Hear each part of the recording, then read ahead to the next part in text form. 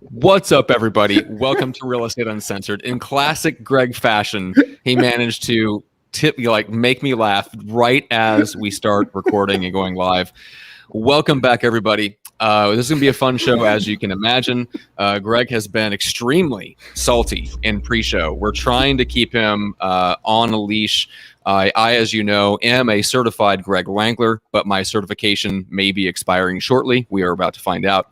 We got Jay Bourgana is here with us. We're going to talk about how he built a team from 0 to 150 million in volume in just 5 years. He ended up selling that team just a few short years ago. We're going to catch up with him and see what he's up to now. Apparently he got out of the business and lost 50 pounds. We're going to talk about that. We're going to talk about 30. what it takes to build that kind of a business and how he survived his first couple of years, because the people that go on to build teams often have the most trouble in the first 2 years when they actually have to do all the client work and do the messy bits of actually being an agent on the ground working with clients. So I want to talk about that. We got a bunch of stuff to get into. So we got the Evil Bald Ninja is here. He's actually going to be here with us the entire time, and he's in his home where he belongs, so no audio issues this time. And then Greg, the junior grandmaster himself, on his best behavior today. We'll see. Greg McDaniel, what's up today? What's up? Bleep. Yeah, no, I'm just here to have a good time. You know what? Jay's been such a good sport off air, and we're gonna laugh a lot and we're gonna have a lot of fun. He's traveling. He's from Hawaii. He's in California. He's down in your neck of the woods. But you know what? I'm really interested to kind of see how he did. 0 to 150 million in 4 or 5 years. That's an inspiration for a lot of us to kind of look at maybe his business model. Maybe it might be for you. Maybe it might not be. But I mean, he's crushed skulls, and I'm ecstatic to have him here. Matt, not so happy to have you here, but I'll tolerate you for the entirety of the show. But Gene, God, you're a good-looking man. How are you? You are very astute, Greg McDaniel. I am extremely handsome. I will say this. I want to tell you something. I don't think Matt Johnson gets enough credit for that silky smooth voice. You, unfortunately for guys like me, you not only have a voice for radio, but a face for television. I'm the opposite of that, right? But man, I'm telling you, he leads in, and I'm like, I kind of want to get under the covers. It's weird. Dude, he lulls me to sleep with his tones, and then once you see his body tattoos, and you're just like, damn, okay, this guy's got a body for radio and TV. Yeah. But yes, Gene, I agree with you. Very sexy. Well, this show has gone off the rails immediately. Jay, we're sorry, but you can't use this for any publicity purposes. It's of no use to you now. All right. Now we spent the first 5 minutes talking about ourselves. All right, Jay. So first of all, officially welcome to the show. We're excited to have you here. Thank you for having me. So for those that don't know, obviously I gave them kind of an overview, but what are you up to these days? Where do you live? What are you doing with your time? Well, I live in Hawaii full time. I'm essentially right now full time. I'm looking at business acquisitions. We're looking for small business acquisitions and hopefully doing a roll up strategy. I'm also building, a real estate team and a mortgage operation. So I'm keeping myself busy. Interesting. So you went from building and selling a team in California. Now you're living in Hawaii and you're building another real estate team. Yeah. Are you a little bit more hands off in this role? Absolutely. Yeah, completely hands off. Yes. Good. Yes. All right, good. I want to talk about that. So you have a super interesting background. Give people an overview. What were you doing before you got into real estate? What made you decide to go build a team? Yeah, so I'll give you a little bit of my story. I'm originally from Morocco. I worked for a French bank for about 5 years. I did everything from consumer banking and to business banking. I went to the banking business really early age, right at high school, because my family was broke and I didn't have anybody around me that understood money. So I figured where money is at the bank. Let me go work for the bank and learn about money. And so it kind of worked out because I learned a lot about who has it and who doesn't, and what they did and how they did it. And I enjoyed working with entrepreneurs. And I did some international banking. I worked in France. I worked in Belgium. And when I came to the United States, I worked for a mutual fund for a little bit, but I didn't like the process. And I wanted to go to the entrepreneurial side. So I worked for a company that manufactured home decor, food product, health and beauty product, and worked with all the retailers from Walmart, Target, and Lin's and things. And I worked with them for about 5 years, 3 years in the United States. And 2 years in the United States and 3 years in China. And I ran a factory. Yeah, I ran a facility, a 1 million square foot facility in China with 3,000 people that lived, worked, ate at the facility. And I dealt with all the suppliers, traveled all over China, looking for suppliers. And when 2008 hit, it was, we were right smack in the middle of that housing, kind of auxiliary industries. So we were selling home decor and health beauty products and food products and gift products and all that. All our suppliers were in the houseware. So they went, they stopped paying everybody. It was like everybody did. Okay. And we were pretty much out of business within 3 months. It was a $500 million company that was just kind of like went poof in 3 months. A $500 million company. $500 million poof. company. Yeah, in 3 months. Wow. Yes. Yeah, because when all your clients from Macy's to Sears stop paying you, you can't make payroll and you can't pay your suppliers, and that's the end of it. And then Bank of America comes in and takes your $10 million line of credit. You're out. You're done. So essentially, I went to I worked for another company, but I did mainly business consulting for another, I would say 7 to 8 years. So I was doing operational turnarounds for all kinds of industries, anywhere from plastic injection molding to food manufacturers to chicken farms to all kinds of lettuce packers, what you name it. I've done operational turnaround and software implementations, and so I did that for that long. So it's 100% travel. So I was sitting in hotels, 100% of the time, and I kind of got old for a bit. So I decided to kind of like just settle in for a year, and I loved Long Beach, California. I went back. I started seeing properties selling for cheap around 2011, and I bought a few. I kind of fixed them, and I saw value go up fast within 12 months. And I picked up the bug of the real estate investing. But dummy me, instead of going and searching for education around real estate investing, I thought that getting my license to sell real estate was a way for me to educate myself on real estate investing. And wow, that is, you are, if you've ever taken a look at the California exam, you are sadly mistaken. Yes, big time. Yeah, so big time. So I like anything else, I started slow, and then I picked up the bug of selling real estate. My first broker that I worked for would not allow us to work with buyers. So it wouldn't teach anything about, working with buyers. So all we did was look for listings. And I was doing it for fun at the beginning, but then it became a thing for me because I met my wife, and I had a baby in the way. So I'm like, all right, well, let's try to make this thing a serious thing. And I just hit the phone for a year, 7 days a week, 10 hours a day, and just dialed for listings, circle prospected and expired and FISBOs and you name it. And it was a grind that first year, but then halfway, that second year, the second year, the beginning of second year, I started hitting momentum, and we did what, I had a lot of listings, but I was exhausted and I was pretty much burned out. So about 18 months into it, I was burned out. And I had the baby. It was a 9-month baby. So you have the business and you have a new baby. And I decided to essentially just hand my phone to one of the office assistants who I trusted with my clients. And I gave him all my listings and I gave him all my clients. And I told him, I'll split with you 50-50. I'm out. And I went to Paris for 2 months. And so, yeah. You pulled a Tim Ferriss. Yes. And that's pretty much, hilarious. And that's what I did. I gave him my phone, I gave him my access to my email, and I just left. And so I went to Paris with my 9-month-old and my wife, and then we got an Airbnb, and we just walked and ate the town for 2 months and didn't have a phone.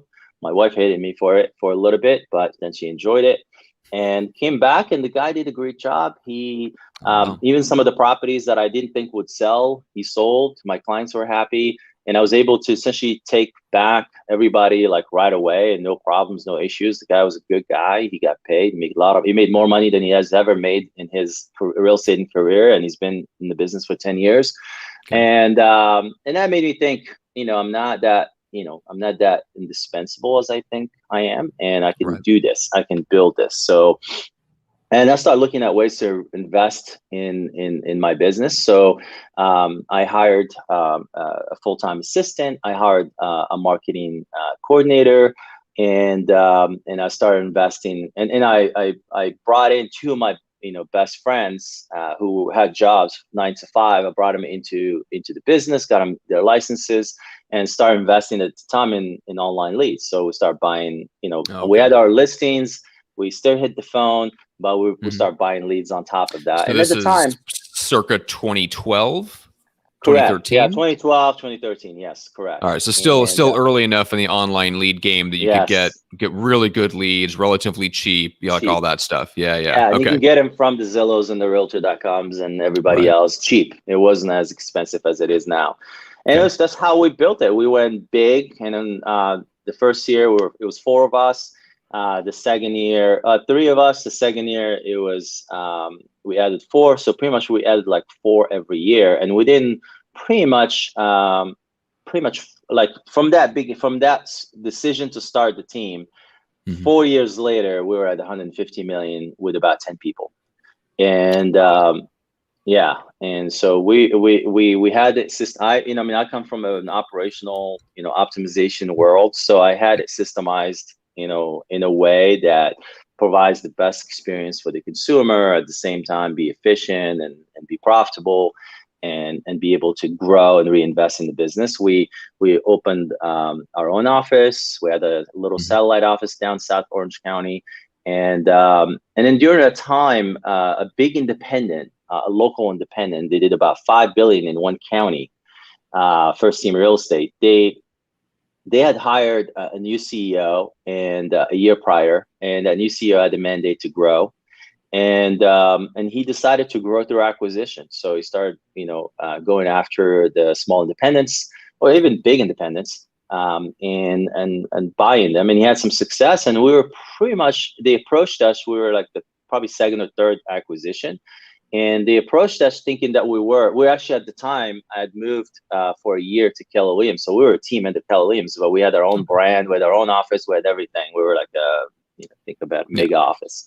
And but our agents didn't know anything about KW whatsoever. Our agents started brand new with us. They knew nothing of Keller Williams. We were just under the broker.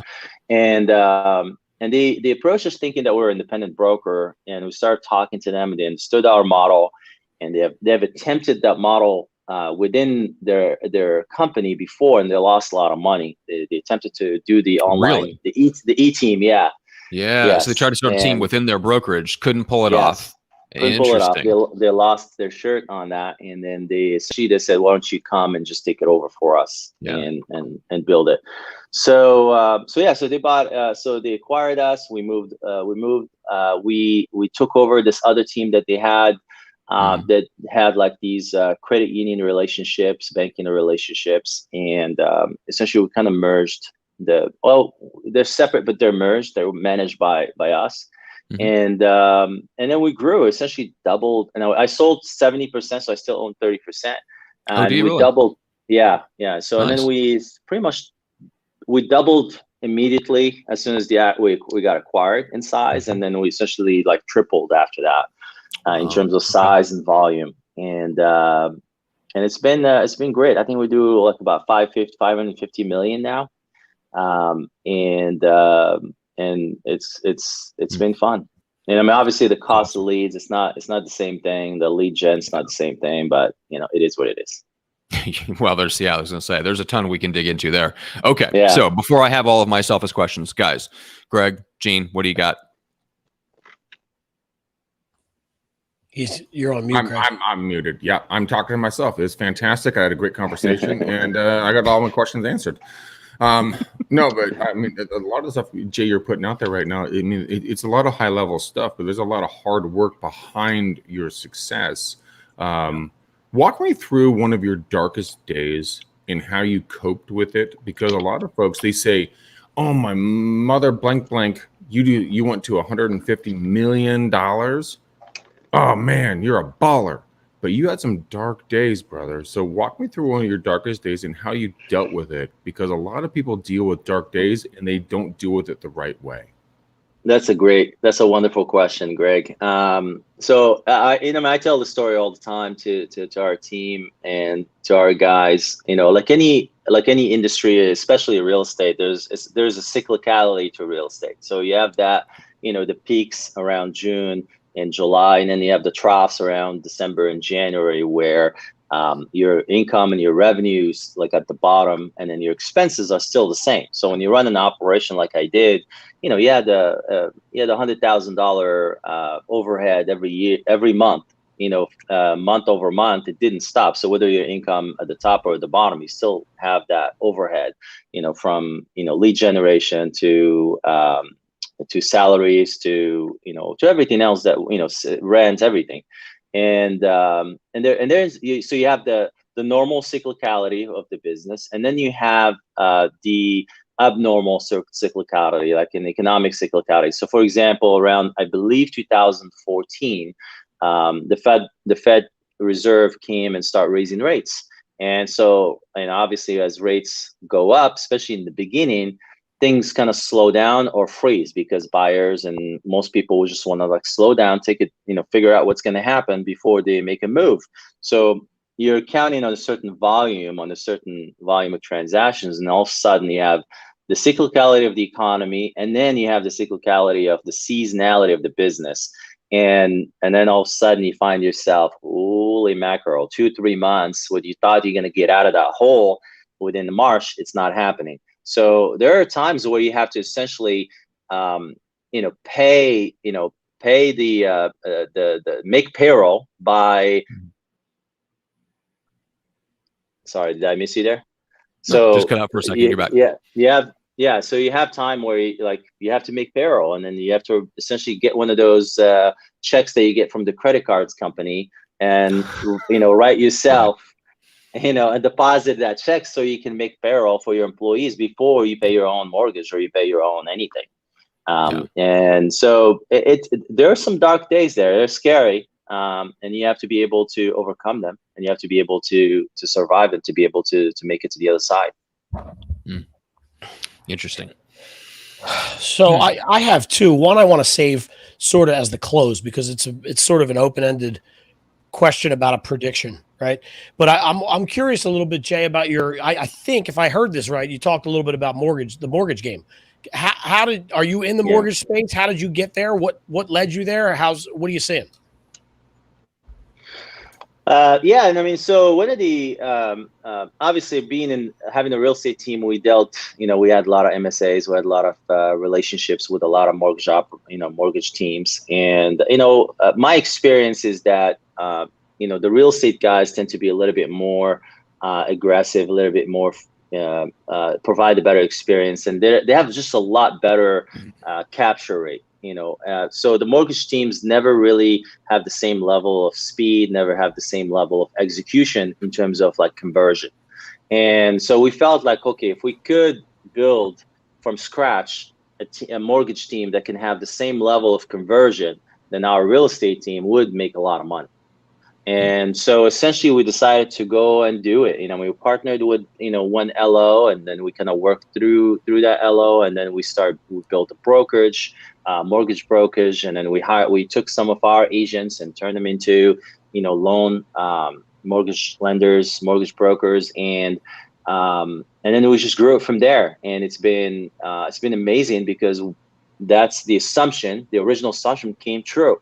The original assumption that the traditional lenders, even the best teams that we know of today, don't even have half the conversion that we do, because we built a system around converting internet leads and all kinds of leads, and it's just no one else does it the same way we know how to do it. Well, what's the what in terms of whatever you're comfortable sharing? Because I think I probably know the answer. What's the secret sauce? Because I'm guessing it's systematic follow-up.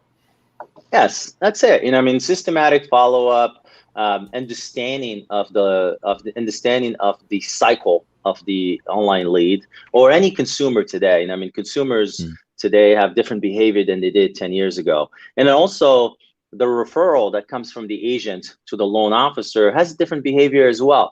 than it did before. Before, it used to be, okay, an agent refers you a client, that's a lot, that's a client. But it's not now, because they're bombarded. The minute they start looking at homes, they're on a list with Quicken bombarding them with Facebook ads, Loan Depot, everybody and their mother is in front of them, serving them ads, telling them how they can get lower rates, faster experience, quick results.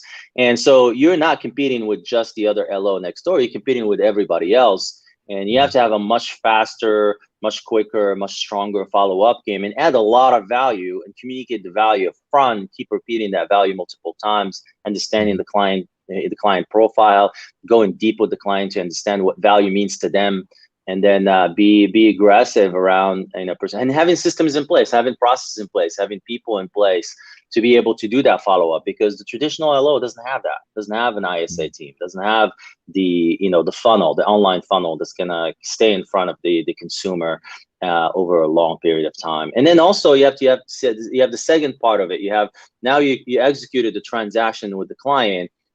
How's your follow-up game in terms of getting that first, second, third refi? That's a whole other funnel, and you have to execute at a high level. And most loan officers don't. They just wait for the phone to ring. They wait for that client that worked with them last time to call them to refi the loan now. Yeah. So essentially, we brought some of the stuff that we've learned on the real estate side into the mortgage side.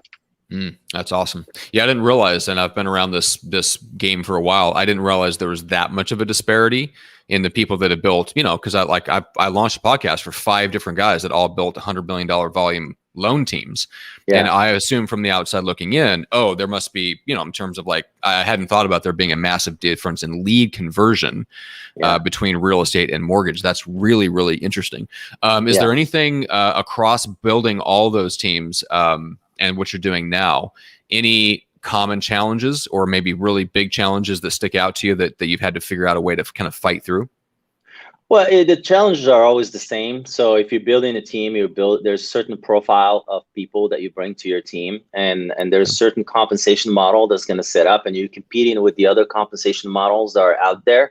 And then you just have to build enough of a value for people on your team to want to be with you, grow with you, stay with you, and see themselves, having a lifelong career with you, in your world. So whether it is on the real estate side or the mortgage side, it's the same thing. Obviously everybody and their mother is calling your people, telling them they can make more money and being with them. Yeah. So you have to deliver a strong value proposition to your people to be able, to execute for you and stay with you in the long run, because nothing kills you more than high turnover. And so I believe that we've done a good job building a really strong culture and a really good path for our people to stay with us and grow with us and not even think about going anywhere else. Interesting. And I would assume that's probably the answer to my next question, which was going to be, what do you think is the number one thing you've done that actually helps retain agents? Which is, I'm guessing you'd probably say the culture more than anything else. They may have come originally for things like leads, but they don't stay for leads. They stay for culture, right? Yeah. So two big elements. I would say number one is building a career path for them. So giving them a vision of what the future is going to look like, and then having it and actually executing on it and having some examples within the team that actually achieve that, which was very powerful. And you have to, at the beginning, you have to sell the vision. If you don't have anybody that, if I'm telling you, hey, Matt, if you work with us, this is where you're going to start as an ISA, and you get into a buyer's agent, and you're going to go into a senior buyer's agent, and you're going to get into a listing agent, you're going to become a senior listing agent. And our goal is for you to become a partner with a team, and we open your own division for you. And you know what? If you show leadership and you're amazing, whatever, you become the CEO of our mortgage company, or you become the CEO of our insurance company, you become CEO of our so you're setting a big vision for them, not just, hey, you can be an agent here forever underneath me. You're going, hey, this is an actual structure you can move up into all the way into the CEO role. The agents that walk to us, they come into a leadership training program. And I'm looking for leaders that are and partners and business partners that I'm going to build organizations with. So the real estate team is a head fake, is a way to attract, is the honeycomb, is a way to attract talent. And then the team itself. So we attract the talent, being within our team, executing, showing the culture fit, showing leadership skills, showing that you care about people, showing that you care about learning, showing that you're part of our contribution and growth principles, that qualifies you to the next stage, which is us looking for opportunities to put you as the leader and partner with you. Wow, that's really interesting. Never heard anybody say it quite like that. And it's one thing to set a big vision. It's another thing to go like, hey, I don't want to be the CEO forever. Maybe you can be the CEO. Come on, come on in. It's also a completely different thing to put agents through a leadership training and development program pretty early on. I was talking with Greg Harrelson yesterday because we're just doing an episode together, and we're talking about leadership, and it's something that even team leaders and brokers really struggle with. So putting agents through that right away probably does a pretty good job of sifting out the people that don't want to be leaders, because they look at that and go, oh, I don't know if this culture's for me. Or just may not want it. I mean, it's not for everybody. And I mean, dealing with being a leader is dealing with, I call it, it's just picking up, it's cleaning up human shit, emotional shit. And you have to be willing to shovel shit. And if you're not willing to shovel human shit, you're not going to be able to be a leader. And you have to be authentic. Oh my God, that is the title of the show. How to shovel human shit. That's what it is in real estate. Real estate is just shoveling human shit. Yeah, that's what it is. And you have to be willing. Now, it's not for everybody. Some people just don't want to deal with it. That's why a lot of people keep their businesses small. Keep their operations small. It's not for everybody. And if you're willing to take that journey, because for you to do that, you have to work on yourself.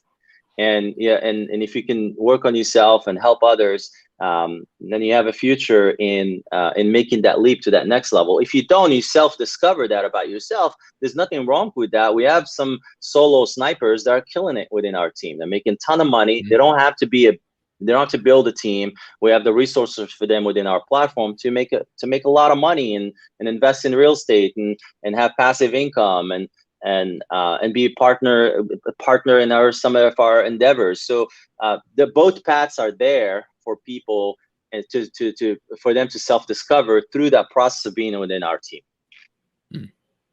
It's really good. Yeah. Very, very, very good. Okay. So before we get into the experience of selling, Greg and Gene, is there anything that we want to cover on the prospecting side, his experience with the butts in the seat, leading agents, online lead generation, how that's changing? Anything we want to get into before we talk about just the process of getting out of that team? Well, I think Gene should take that. Yeah, I have one.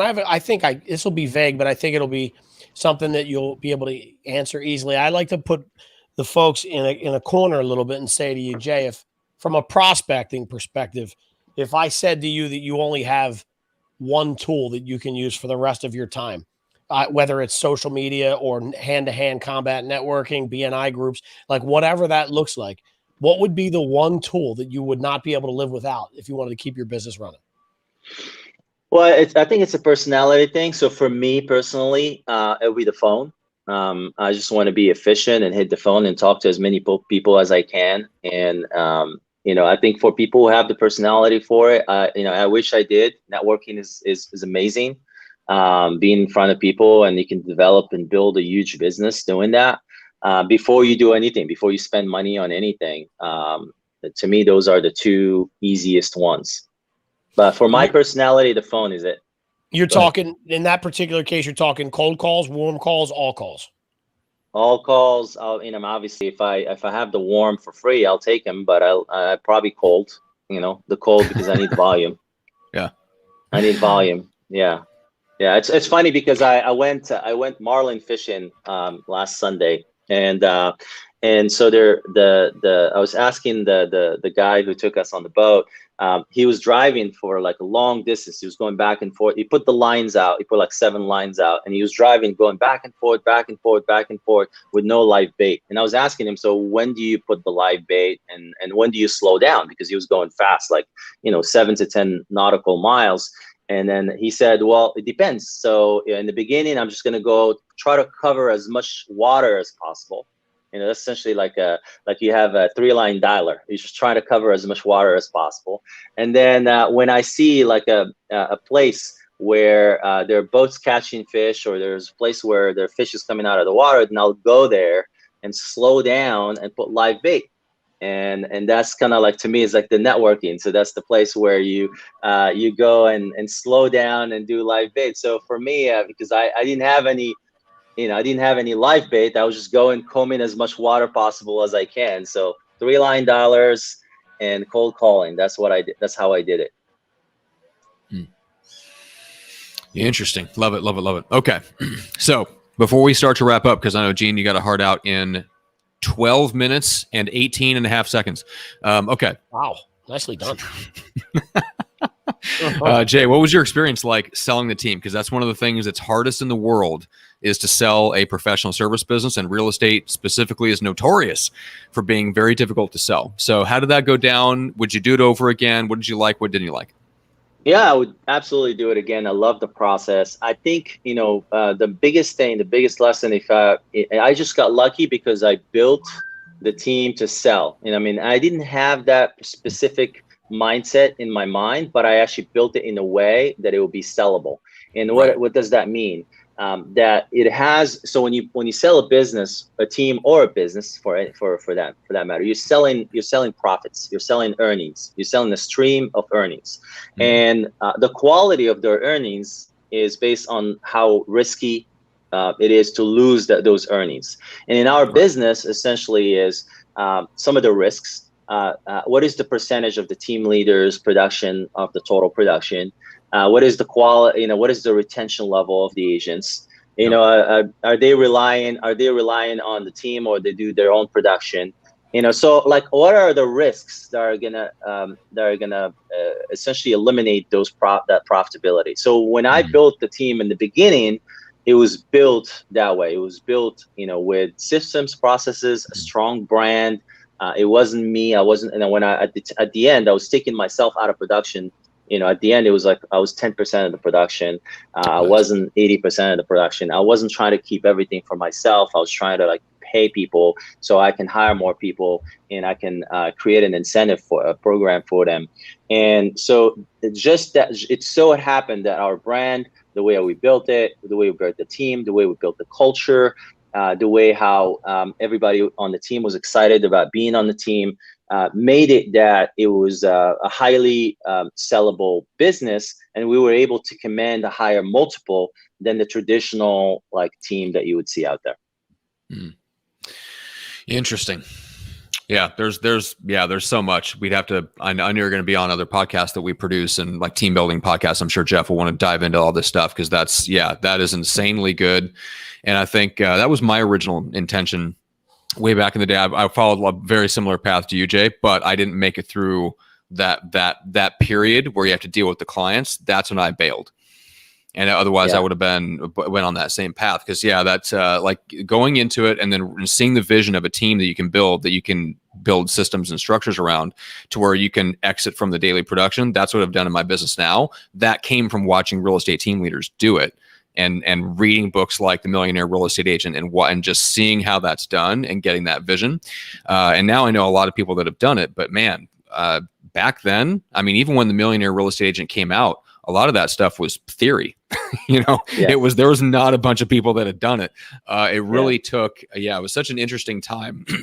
Just in the last 10 years, since the crash, the rise of internet leads, and you hit it just right at that perfect time. Now it's if you're trying to do that same thing over again, you have the headwinds of, lead generation is way more expensive, way less effective.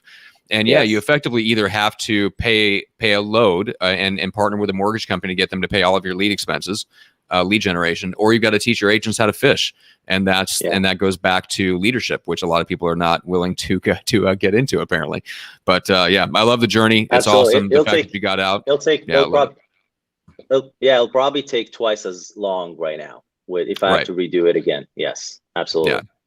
Yeah, which is interesting because you got into the mortgage game now, and on that side, you still have basically able to take a competitive advantage from building it on the real estate side, take it into mortgage, and exploit like almost like the arbitrage difference between the lack of understanding, the lack of skills before it gets into that world. That's a really interesting thing. I'm gonna have to explore that with some of the people I know. So there's been a bunch of stuff that we covered. Holy cow. And the lead gen on the mortgage side has not been consolidated yet the way real estate lead gen has. Really? So yeah. So the lead gen on that side is still spread out. It's not as monopolized. So Loan Depot and places like that don't hold as much of a grip on it the way Zillow and truly realtor.com has in real estate. Correct. Interesting. Correct. Okay. Yeah. Okay. All right. Guys, you guys are disturbingly quiet. What's up? No, I have the coup de grace. I think I want to. All right, I mean, this is to me, you know, I've done this a couple times on the show before. Like, look, I wrote down some notes. So when you first started talking, Jay, I heard 2008 meltdown, mutual funds, business buying and selling, real estate mortgages, business consulting. Like, it seems like you have the run of the gamut as far as experience goes. And I'm curious, with what's going on in the market and your knowledge behind all of those things, this is going to be a tough one. Make a prediction for me over the next, I don't know, 18 months, 3 years, 7 years. And I don't care what you bring in, cryptocurrency, what you think is going to happen to real estate. Give me a prediction I can look back on in 2 years and say, I'm glad I followed his advice because now I'm better off. You got anything?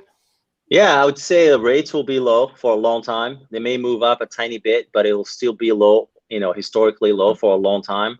I think values on my pause in terms of their growth. So appreciation, we actually kind of like, you know, we're front running appreciation right now, the way it's happening, but it's going to hit a point where it's going to have to go sideways. So appreciation is going to go sideways for some point. Obviously, it's a big country. So each market's gonna, you know, it's gonna have its own kind of rate of appreciation. But if you take it in general, we're gonna go sideways in terms of income, in terms of appreciation, property appreciation. Incomes will go up a little bit, so kind of give a little bit of room for people to go. So we're gonna be in what we call it a reflation, you know, environment where assets are going up, but and inflation is going up at the same time. But that inflation is going to come down as these supply chain issues kind of like are solved. That inflation is going to come down because the long term trend is deflationary. Actually, everything around the world is making things go down in price. Assets will still keep going up, but everything else is going to be going down in price. So you'll see this narrative that's right now happening around inflation change in 2021 as the numbers, because in 2021, we were comparing to 2020. So everything was down in 2020, everything was up 2021. So everybody's screaming inflation, inflation, inflation. Now next year in 2022, things are going to come down. And things have gone up in 2021. So you're going to see deflation happening, but it's not real. It's not rapid. It's just going to be like we're stagnating. We're not growing as much as we can. Obviously, the government is not going to be spending as much money as they did. And so you're going to be in this narrative. So if you are a real estate investor today, you want to buy cash flow. Anything that's cash flowing. Do not touch anything that's skinny, that doesn't have a lot of cash flow, and thinking that I'm going to get appreciation. So appreciation is like phantom thing. It's not real. So buy cash flow, stay with cash flowing properties, leave enough room between try to lock as many long-term loans as you can. In this environment, low cost debt is an asset. So if you're buying in the 2s, if you're buying in the 3s, it's an asset because long-term it's going to go up a little bit. So for me, that's essentially the next 2-3 years. You know, I think, you know, if I have to guess, probably 2026, 2027, we could see like a big event happening, but not anytime soon. Wow, that was way more optimistic than I thought I was going to be. Really, it was. That made me feel good, not terrified. That was good. Yeah. Yes. Yeah. Yes. Leonardo says, "Have we ever had a deflation?" Well, it depends on what you mean, but yeah, I mean, technology is a deflationary mechanism. Like the more technology infects more industries, the more deflation happens. What we've been able to get away with is that the government has artificially inflated and technology has deflated, and they've kind of just balanced each other out enough that it's not super obvious. But there's a reason that Bill Clinton balanced the budget in the 90s, and it's not because he's a brilliant economist. it's because technology rescued him and deflated and caused companies to get insanely productive all throughout the 90s. So we have had there's deflationary effects. They've just been offset by the fact that the government spending and the share of the GDP of the economy just keeps going up and up and up and up. Anyway, absolutely. So I'll just say absolutely, this is great, and absolutely the last 10 years. So after 2008, the Federal Reserve has dumped a ton of money into the economy from 2008 all the way to 2020, and they have not seen much inflation go up. I mean, it's been tamed the whole time. They couldn't figure it out how to increase it, and their goal is to always have that 2.5% goal, but they have not been able to achieve that. That's because what you're saying, technology and globalization have been putting pressure down on prices. But you could see, and I would say a book that I would highly recommend to everyone is called The Price of Tomorrow. It's a great book. It talks about the whole thing. So I highly recommend anyone who has questions about this, Price of Tomorrow. You can also find the author and listen to his podcast. It's an amazing guy. Awesome. Cool. Jeff Booth. Awesome. We will do that. Sounds really, really interesting to me. I'm looking it up on Amazon right now. Why deflation is the key to an abundant future. I love it. It's probably maybe along the same lines as like Bold by Peter Diamandis or something. If you like books like that, I'd imagine. Very cool. You might, if Jay, just for you might enjoy the book Unscaled, which is co-authored by Kevin Maney. If you like books like that on The Price of Tomorrow, so check that one out. Okay, I will. So Jay, how do people get in touch with you? Because I know you're doing a little coaching consulting as well. So if people want to get into your world, connect up with you, see what you have to offer, where can they go? I'm everywhere on social media, Jay Bourgana, at Jay Bourgana on Twitter or on Instagram. And it's easy to find me on anywhere on Google. Sweet. I was going to say it helps to have a unique name. I do not have that advantage. So check you out online, Twitter and Instagram. Gene, the Genvelope, as we lovingly refer to you. How should people go about finding you for all of their online and social media marketing needs? Hopefully you've been watching long enough to know that I'm the Gene Volpe on Instagram and Gene Volpe everywhere else. But I want to tell you something real quick. I did an event where we spoke to a bunch of realtors a couple of weeks ago in Manahawkin, New Jersey. And they introduced me as somebody who was part of this podcast. And they said, does anybody in the audience know? And somebody in the back yelled, I know the Evil Bald Ninja. So shout out to Joe Ellen Roeder at Keller Williams at Coastal Realty. I told her I would give her a shout out on the show. So I thought that was great. I always giggle when that happens. So that is awesome. The Gene Volpe on Instagram. Slide into your boys' DMs. That's right. Maybe Gene's the one delivering car washes at home now. Greg, what's up? How do people connect with you? Well, I know, as always, call you and they can book an appointment with me, and then we can go from there. It's very simple. Matt is open 24 hours a day. I mean, he loves to take calls all the time. I mean, while his POPs, insulin suck control babies that Jen Wood are at school or part-time, Gene's astonished at what I'm saying, and Matt has a micro famous that he wants to talk about. So you can get a hold of me at 925, 915, 1978. But Matt, tell us about your pamphlet. Wow, that was the most convoluted call to action for yourself I've ever heard. Because holy cow. I didn't really want to do one today. Yeah. Okay. All right. Well, I'll do one. If you want to talk about EXP, if you're curious about EXP and joining, and you want to get a real authentic take on what you should do, and you're curious who to join through and all that fun stuff, maybe you've heard about EXP and you're not sure what to do, reach out to Greg. That number is his real number, unlike when he gives out my number. That number is his real number. So reach out to him, get in touch with him, because he's really good on the numbers and understanding, look, if you're going to switch to a brokerage, why should you do it? What are the reasons why you shouldn't do it? And he can walk you through all that stuff. And if you're interested in joining up through us, great. If not, that's great too. But Greg is a good, very, very good resource for that. So for me, if you're on the coaching consulting side and you want to launch a podcast and you want to know the marketing system that goes along with that will actually build real enduring influence in your market, that's what the book is for. So go to getmicrofamous.com. You can get a digital copy there. You can also just join up with the email list, exchange contact info. It is my real email that goes out, so we can actually talk through email. That is one of the best ways to reach me, is to be on the email list, because then you hear from me and get to talk to me. So go to getmicrofamous.com to get all that. All right, gentlemen. That's fantastic. All right, Well so done, we have a job, guys. We have a job. do. And Jay, you're gonna be a part of this, okay? But first, Please Matt, let's make this not a multicolored. No multicolored bow today. Let's do a nice. Why Jay don't we has do a a Hawaiian lovely shirt orange pattern Hawaiian bow? shirt. Yeah, that's what I was just thinking. We don't need a Yes. multicolored thing. Jay has a lovely Hawaiian shirt. That is the color of the bow that we are wrapping around this episode. We're going to call it good. You know why Matt does this to me, guys? Because he gets frustrated because I'm such a good talker, and he's jealous of it every single time, and so that's why he shuts me down. I got the nose pinch. I will never forget the phrase. I'm a good talker. That's Just a good one. I goes at talkings. Yes. He'd be a good. He'd be I'm the talking best. good sometimes. I'm the best at talkings.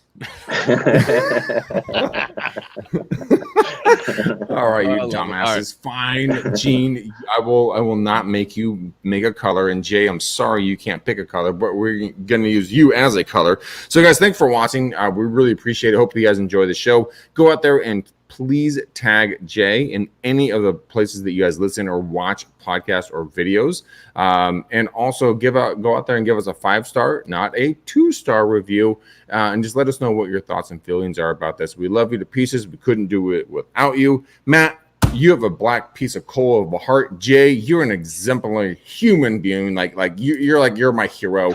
And Gene, you're devastatingly handsome. Guys, this is a fantastic show. Peace out, ninjas. We'll see you next time.